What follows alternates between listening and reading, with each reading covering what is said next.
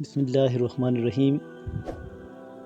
السلام علیکم ورحمۃ اللہ وبرکاتہ۔ ناظرین سامعین، آج کی ویڈیو میں آپ کو بتاؤں گا کہ جنت کے کتنے دروازے ہیں اور ان کے نام کیا ہیں۔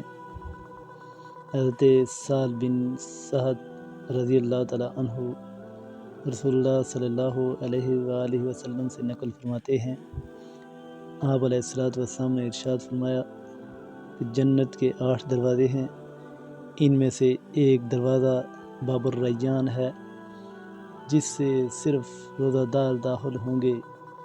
ان سہل بن سعد ان رسول اللہ صلی اللہ علیہ وآلہ وسلم قال للجنة 8 ابواب منها باب یسمى باب الریان لا يدخله الا الصائمون۔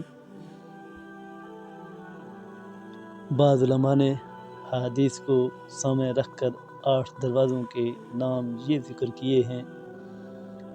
نمبر 1 باب الصلاۃ، نمبر 2 باب الجہاد، نمبر 3 باب الریان، نمبر 4 باب الصدقہ، نمبر 5 باب الحج، نمبر 6 باب الکاظمین والعافین عن الناس، نمبر 7 باب المتوکلین، اور نمبر 8 باب الذکر، یا اس کو باب العلم بھی کہا گیا ہے۔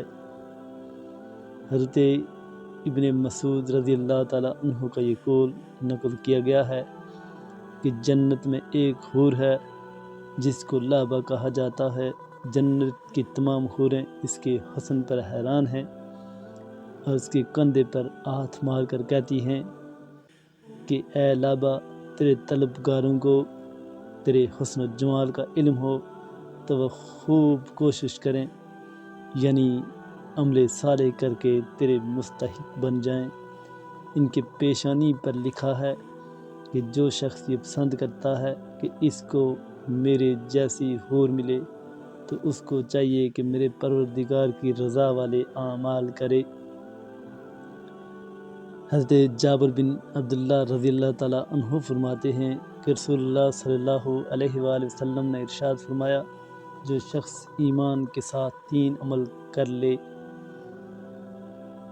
یا پھر ایمان کے ساتھ 3 اعمال لے کر آیا، وہ جنت کے دروازے سے چاہے گا، یعنی جس دروازے سے چاہے گا داخل ہوگا، اور جس حور سے چاہے گا اس سے شادی کرا دی جائے گی۔ نمبر 1 جو شخص قاتل کو معاف کر دے، نمبر 2 پوشیدہ دین بھی وہ ادا کر دے، نمبر 3 ہر فرض نماز کے بعد 10 مرتبہ قل هو اللہ احد پڑھے۔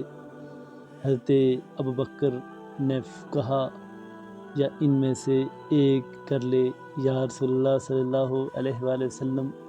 آپ نے فرمایا ان میں سے ایک کرے، تب بھی وہ مذکورہ فضیلت کا مستحق ہوگا۔